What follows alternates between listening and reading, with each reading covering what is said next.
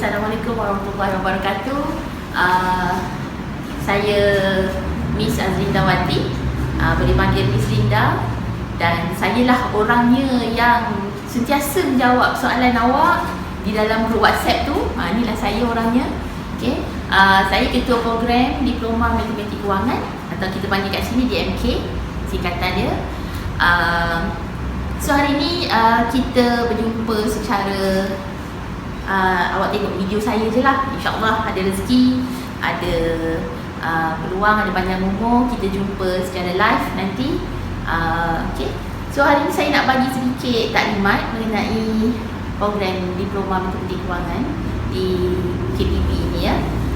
Okay, first of all, Diploma Matematik Kewangan ni adalah program homegrown yang pertama di bawah Fakulti Pengajian Teknokorporat, atau kita panggil kat sini FPT ya. So kita adalah program diploma yang pertama, dan kita offer start pada April 2018. Itu batch pertama lah, yang mana pelajar-pelajar itu sekarang sudah berada di semester 7. Kalau ikutkan, maknanya dia orang dah nak pergi praktikal lah. Dia akan pergi praktikal pada bulan 7 ni. Okay, so itu batch pertama kita. Alright.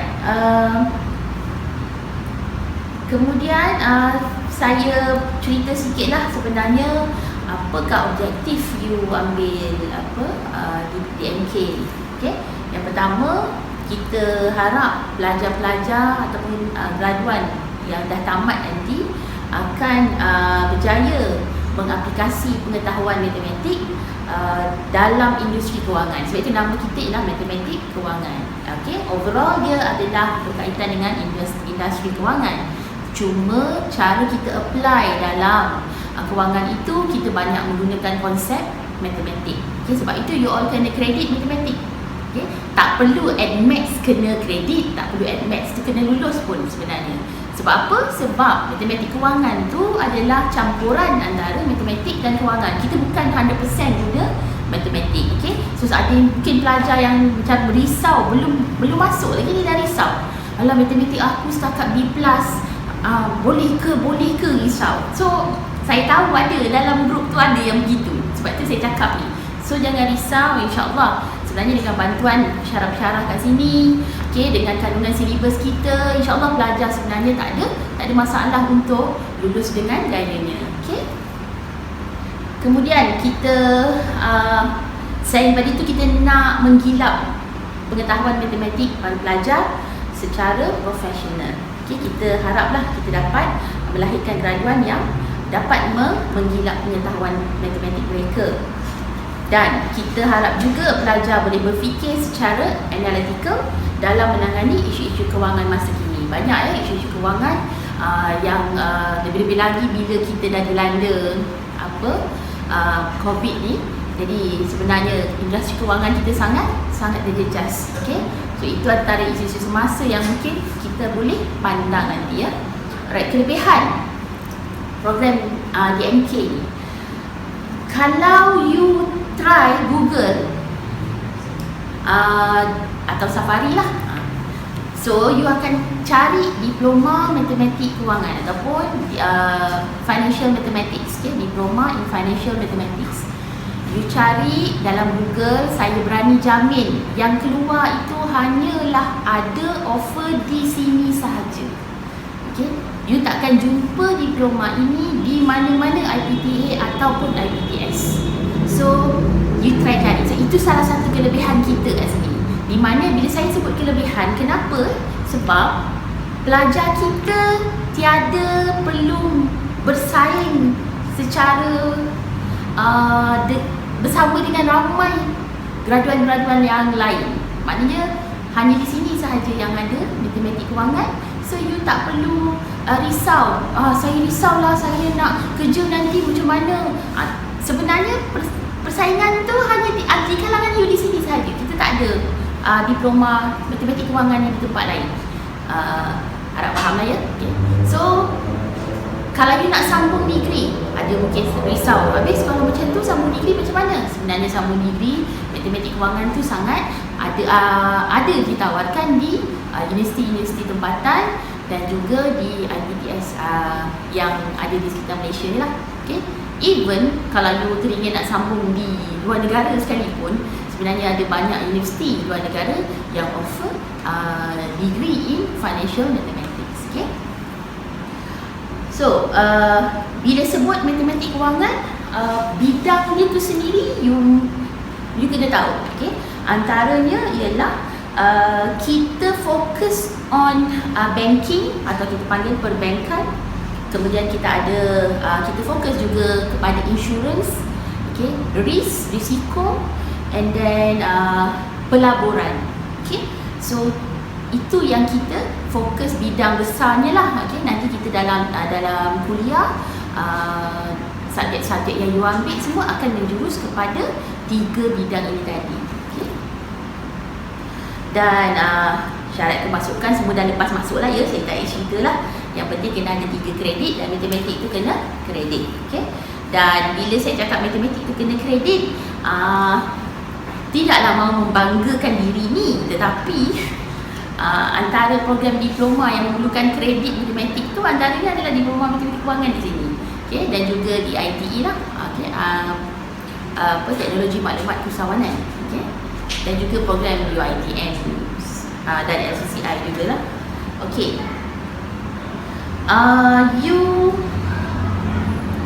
Struktur program. Okay. Ada pelajar yang tanya, kita ni belajar in English ke, full ke English Miss, semuanya in English ke? Ada pelajar tanya saya dalam group. Okay. Sebenarnya kita memang most of the syllabus is in English. Okay. But the lecturers akan guna 2 bahasa. Okay, untuk memudahkan pelajar kita memahami skop mata pelajaran yang mereka ambil lah. Okay, so don't worry. Dan pensyarah-pensyarah kita kat sini pun semuanya orang lokal ya. Jadi you cakap Melayu masing-masing semua faham. So don't worry lah. And kita tempoh pengajian, siapa yang belum tahu sebenarnya ada dalam website. Tapi tempoh pengajian saya bagi tahu lah 2 tahun setengah. Dan ataupun bersama dengan 7 semester, kita ada 3 semester pendek itu jumlah intake ni, right? So dan kita ada 4 semester panjang. Okay. Okay, antara yang you akan ambil subjek, saya cerita sikit-sikit lah ya. Nanti kan masa dalam perjumpaan ataupun bertemu saya bersemuka ke, nanti you boleh tanya lah ya lebih lanjut. Okay, actually you akan ambil antaranya lah paper pengkhususan iaitu matematik perniagaan, okay, business maths. You ada ambil asas calculus, yang itu matematik yang saya sebut ni ya. Lepas tu calculus ada. Selain daripada itu, you akan ada belajar asas kewangan, you ada belajar pengenalan kepada pelaburan, matematik kewangan tu sendiri, you akan ada subjek asas matematik kewangan. Kemudian you ada belajar seperti belajar diploma pengajian muamalat, mereka ada ambil kewangan Islam. So kita pun ada ambil kewangan Islam.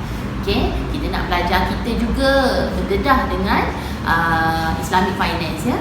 Kemudian kita ada pelaburan Islam pun kita ada ambil, belajar. Kemudian ada ambil asas kesawanan. So mungkin ada pelajar kita yang berniaga online ke, ataupun ada ciri-ciri suka menjadi peniaga kan. So kita ada ajar, you akan ambil subjek asas keusahawanan. Kita ada asas perakaunan juga. Okay, so you ada ambil financial accounting.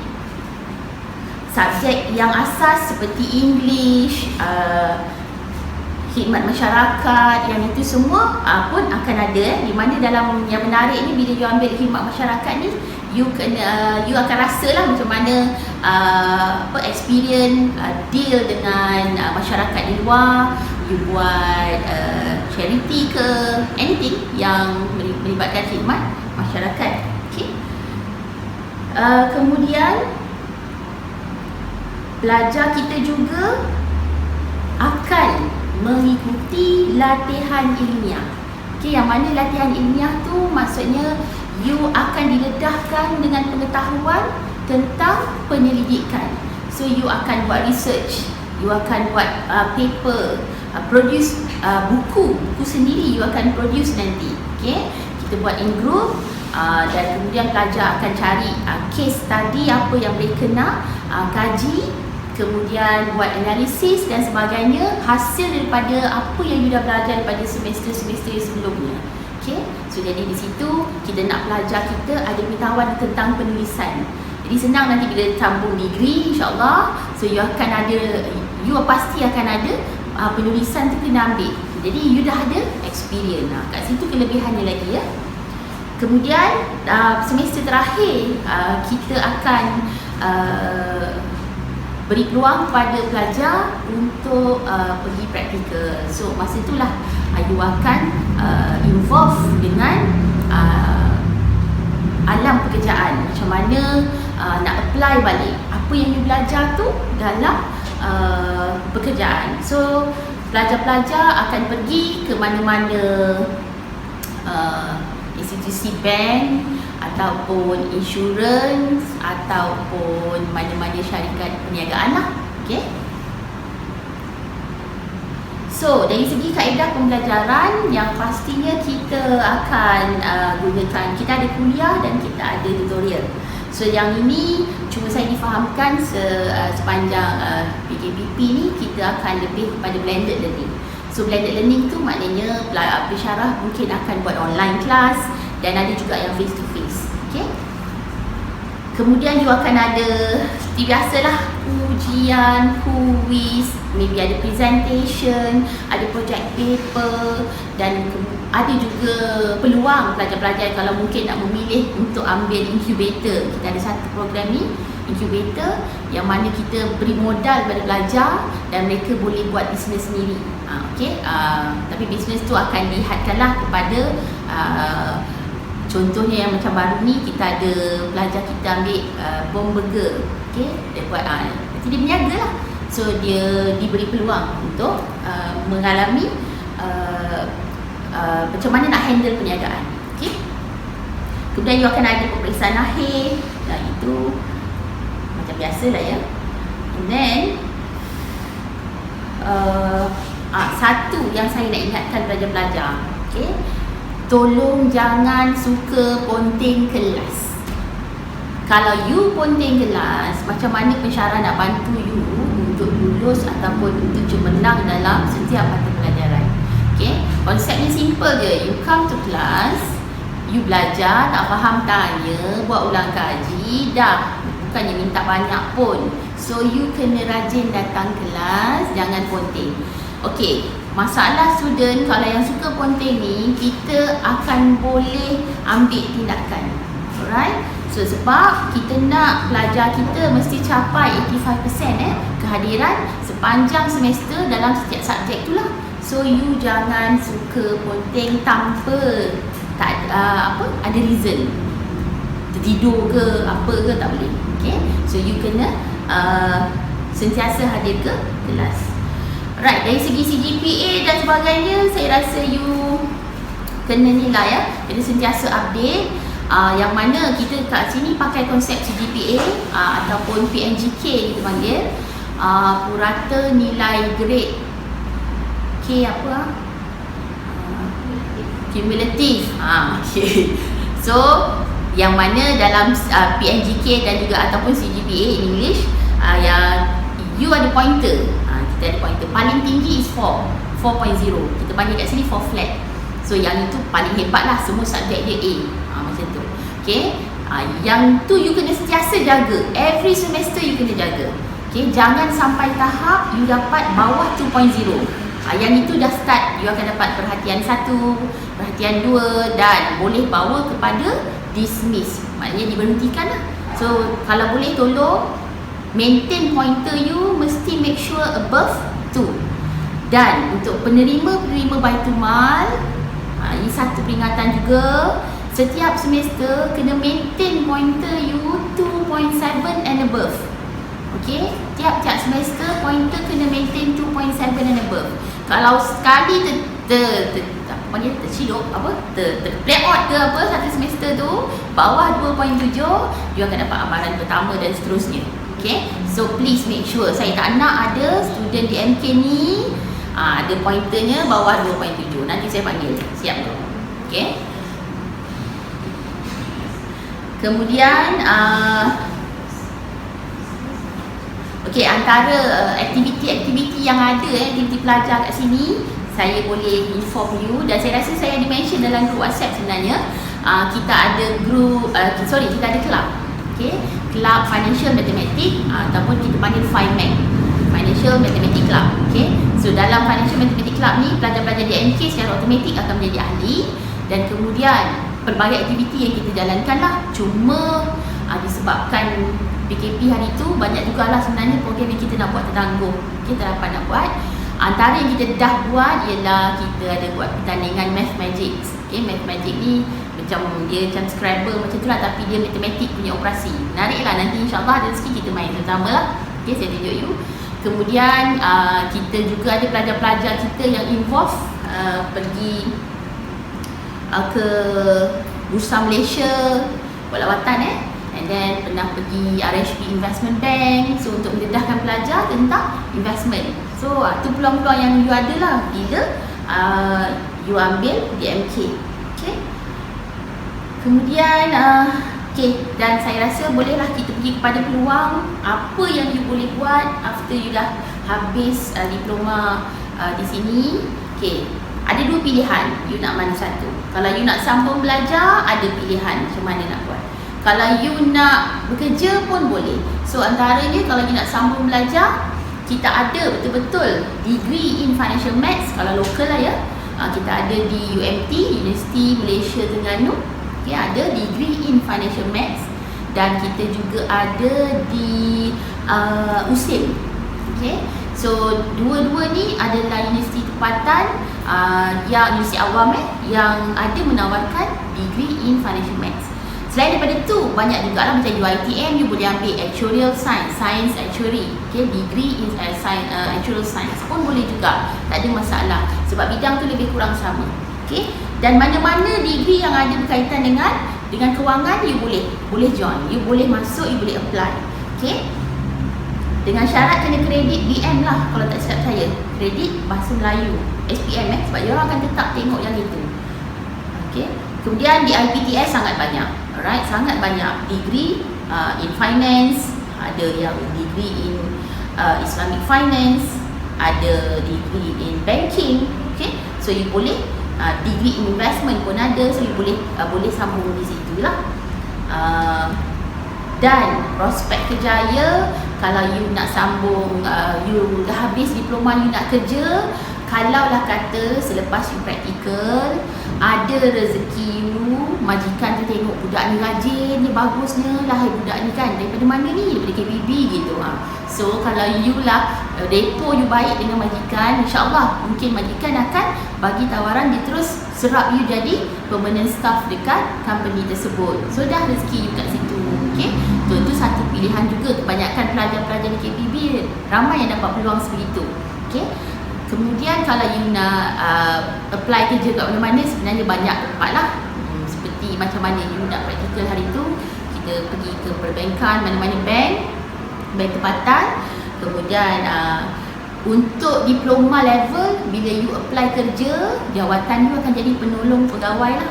Okay, so you akan jadi mungkin penolong pegawai bank, ataupun bahagian perangkaan pun you boleh cuba. Okay, penolong pegawai perangkaan, and then you boleh jadi penolong pegawai penyelidik sebab pelajar kita ada ambil statistik. So boleh bahagian penyelidik pun boleh juga. Okay, so ada banyak, dan juga mungkin penolong pengundi insurans kalau you nak ya. So di situ sebenarnya peluang sangat luas untuk pelajar-pelajar di MK.